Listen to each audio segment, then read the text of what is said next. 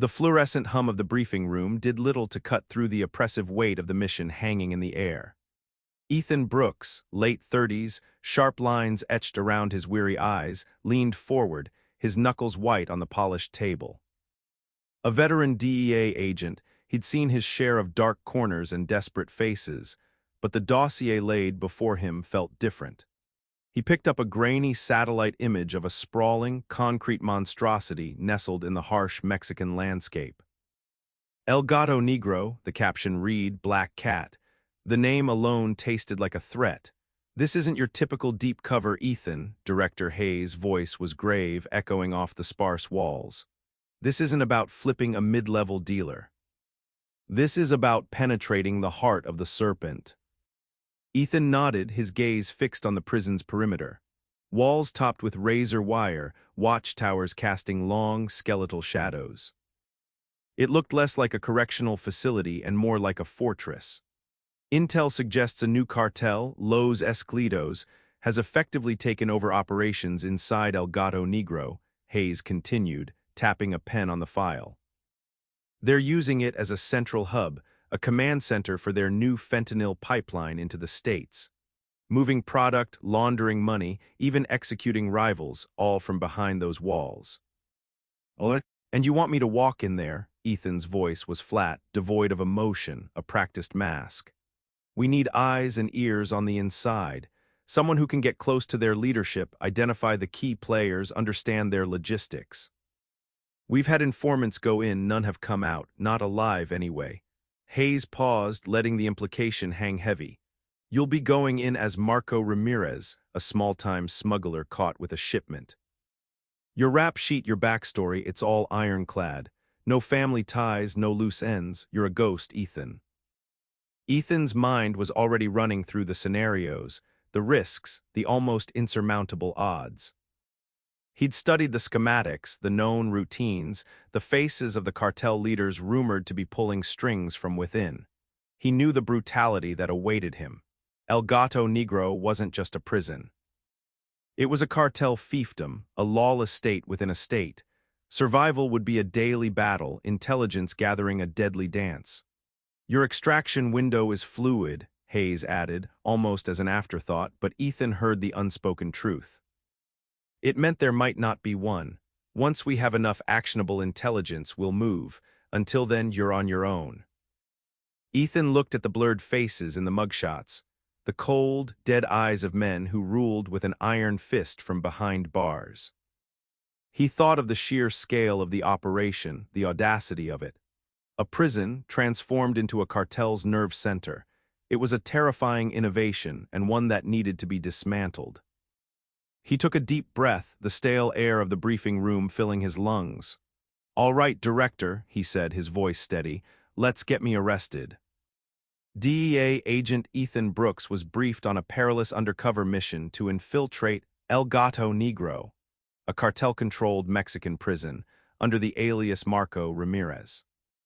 His objective was to gather intelligence on the Los Esclidos cartel's new fentanyl operation, knowing extraction was uncertain and the environment was extremely brutal. The staged arrest was brutal, efficient.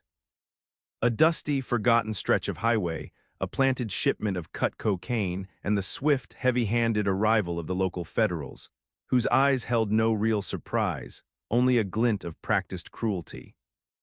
Ethan, as Marco Ramirez, played his part with a convincing tremble, the fear genuine beneath the performance. He took the blows, the rough shoves, the shouted accusations, letting the pain sink in, letting it become part of his new skin. The ride to El Gato Negro was in the back of a rusted, stifling van, packed shoulder to shoulder with other recent arrests. The air was thick with sweat, cheap tobacco, and a palpable current of dread. Each bump in the road was a jolt, a reminder of the irreversible plunge he was making. When the massive, graffiti-scarred gates of El Gato Negro finally loomed into view, they seemed to swallow the last vestiges of the outside world. The high walls, stained with grime and topped with glinting razor wire, spoke of an absolute finality. The process inside was a dehumanizing blur of shouts, shoves, and the metallic clang of gates. Stripped naked, searched with invasive efficiency, his few personal effects confiscated, Ethan felt the last threads of his identity as Ethan Brooks unraveling. He was issued a flimsy, ill-fitting uniform of faded gray, his head roughly shaven.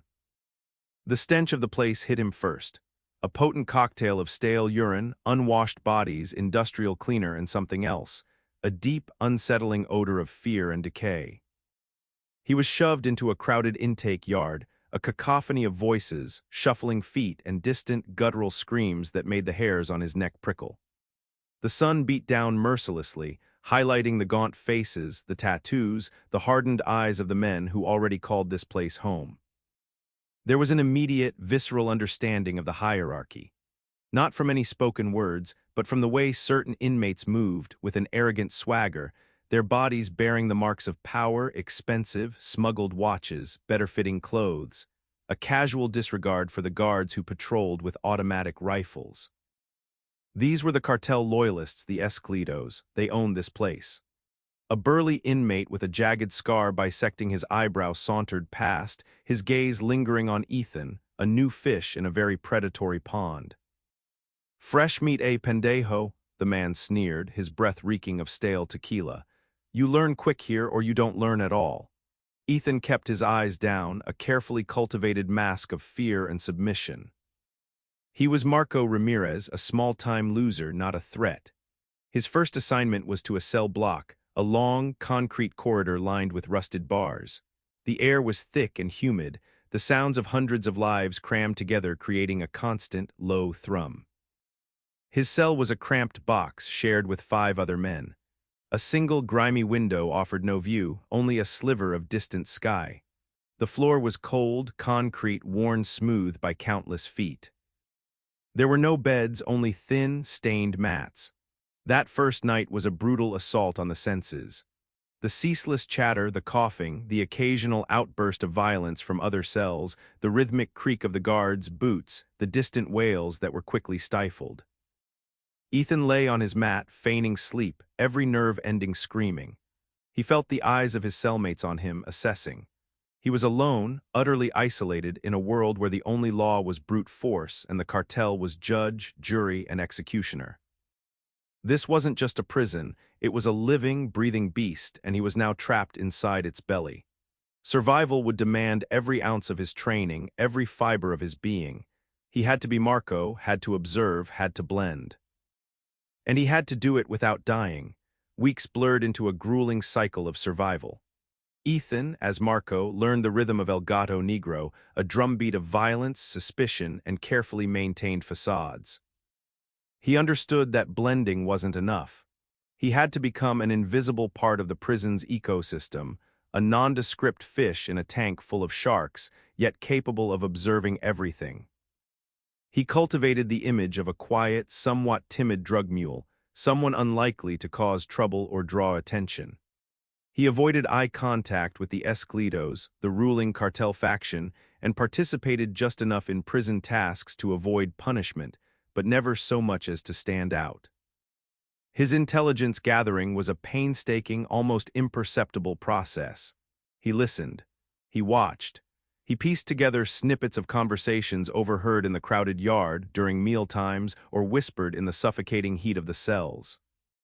He observed the comings and goings, the regular deliveries, the specific guards who turned a blind eye to certain activities. He noticed the coded hand signals between cartel enforcers and the distinct swagger of those who carried power. He began to map the prison's internal network. Who controlled the contraband, who mediated disputes, who held the real authority beyond the prison director's office. The brutality was constant, a pervasive hum beneath the surface of daily life. He witnessed shakedowns that left men beaten and bleeding for the smallest infractions, or often for no reason at all, just to assert dominance. He saw disputes over cigarettes escalate into vicious knife fights, improvised shivs glinting wickedly in the dim light of the corridors. He learned to distinguish the sounds of a disciplinary beating from a casual altercation, the screams of a man being tortured for information from a common brawl. The guards, almost entirely compromised, were either active participants in the cartel's operations or terrified bystanders, their corruption a greasy film over every interaction. One afternoon, during a chaotic yard period, Ethan saw a man, suspected of being an informant for a rival gang, dragged from a group, his pleas cut short by a swift, brutal attack. He was kicked, stomped, then summarily impaled on a sharpened rebar by an Esclido's enforcer named El Tigre, a man whose face bore a permanent sneer and whose reputation for cruelty preceded him. The casual, almost routine nature of the murder, in broad daylight, with guards merely looking away, sent a chill through Ethan that no amount of self-control could entirely suppress. He forced himself to look away to appear unaffected, another numb inmate in a numb world. But the image was seared into his memory, a stark reminder of the stakes. He started to identify the key players within the Esclido's prison hierarchy. There was El Diablo, the tactical mastermind, rarely seen but whose orders rippled through the ranks. Then there was La Sombra, the elusive logistics man, responsible for the movement of goods and money, the most vital target for Ethan's mission. La Sombra was a ghost, leaving no direct trail, communicating only through intermediaries. Ethan suspected La Sombra used a specific communication channel, perhaps a smuggled satellite phone, operated by a specific, trusted inmate. To get closer, Ethan needed a reason to be near the cartel's inner circle, without seeming to seek them out. He found an opportunity in the prison's informal library, a small, neglected room filled with dusty, donated books. He began spending time there, pretending to read, but actually observing the few high-ranking cartel members who occasionally used it to conduct quiet, clandestine meetings. He noticed a pattern.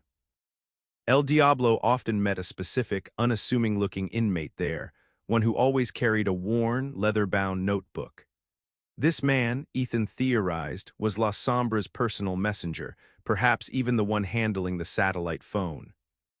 He knew he was on the verge of a breakthrough, a vital piece of the puzzle that could lead to disrupting Los Esclido's entire operation. But the closer he got, the more precarious his position became. The air around the cartel's inner circle was thick with paranoia, and a single misstep, a single glance held too long could be his last. Every day was a tightrope walk over an abyss, every breath a calculated risk. The intelligence he was gathering was invaluable, but the price for it was his very existence. Ethan had almost secured the critical piece, confirmation that the unassuming inmate with the leather-bound notebook was indeed La Sombra's direct link, and that the notebook contained encrypted logs of their fentanyl shipments. He'd even managed to glimpse a unique symbol on the notebook's cover, a small, stylized scorpion, confirming it was the one. The next step was to get the information out. He'd planned a risky, one-time drop during the chaotic afternoon yard time, using a prearranged signal with a contact on the outside.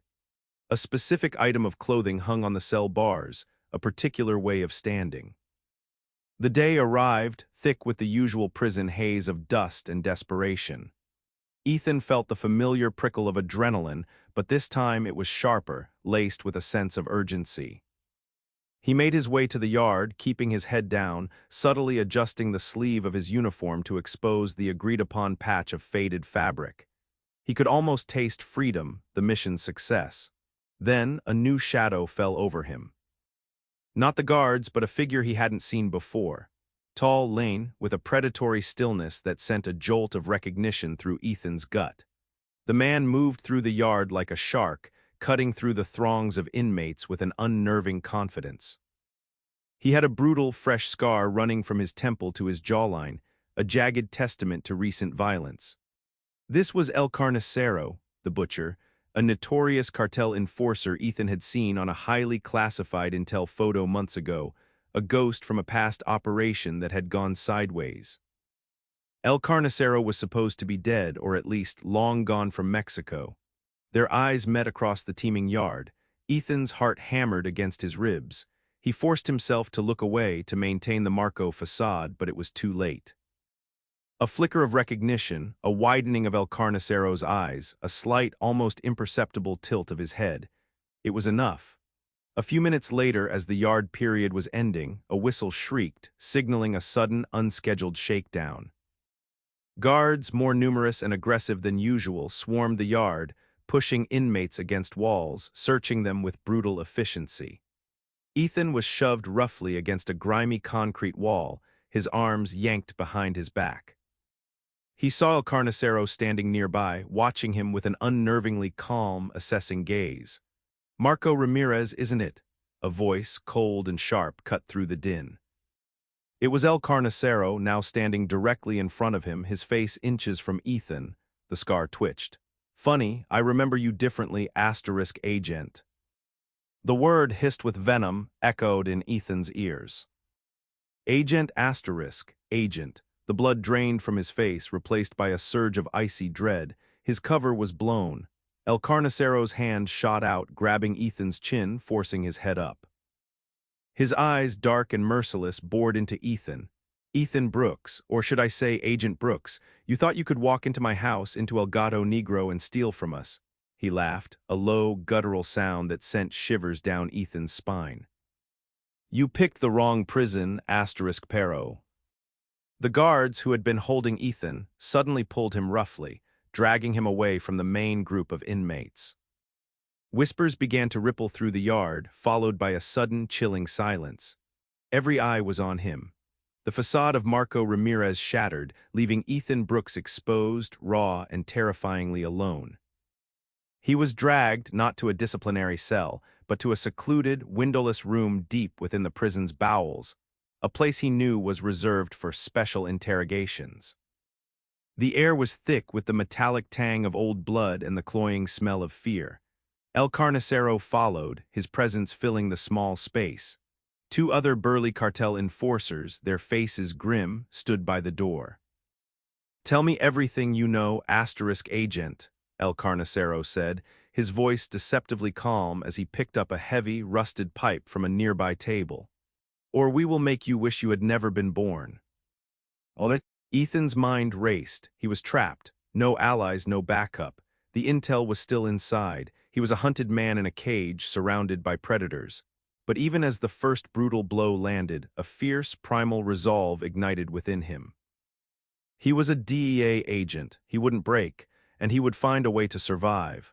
The rusted pipe connected with Ethan's ribs with a sickening crack, the impact echoing in the small, stifling room. He gasped, pain blooming hot and sharp in his side, but he refused to scream. El Carnicero's face was a mask of cold fury, his eyes devoid of humanity. Still silent, *agent. "Your DEA training is impressive, but it won't save you from us." Another blow, this one across his face, splitting his lip. The metallic tang of his own blood filled his mouth. They worked on him for what felt like hours, a relentless cycle of fists, kicks, and the heavy thud of the pipe. They demanded names, locations, details of his mission, but Ethan only offered up the carefully constructed lies of Marco Ramirez, denying everything, clinging to the shattered remnants of his cover. He let his body take the punishment, focusing on the pain, using it to anchor himself, to prevent his mind from breaking. He knew the goal wasn't just information, it was to break him, to make an example.